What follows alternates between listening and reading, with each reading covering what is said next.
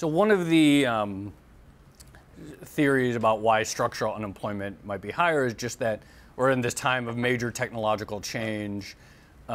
We see so many industries getting completely disrupted. So, as they say, by the internet, from taxi drivers to delivery people very soon with drones and so forth.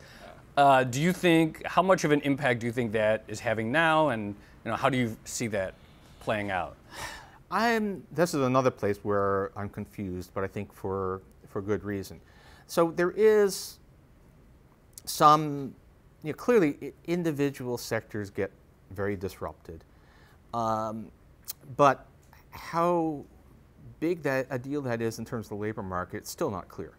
So you can look at the data on labor force polarization. There's this argument that says the middle skill jobs are disappearing. It's the high skill and the low skill that are growing.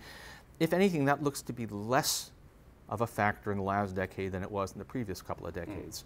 You can look at the, we have big stories. Actually, even things like Uber, whatever, how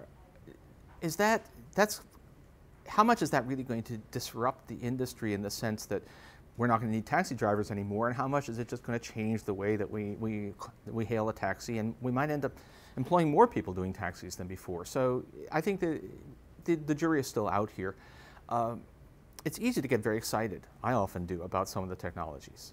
In some ways, artificial intelligence, which has been the great dream, keeps not happening, but lately we've been finding ways to use big data to produce results that we used to think needed artificial intelligence. And so that is clearly going to disrupt some stuff, but is it more disruptive than previous technological changes?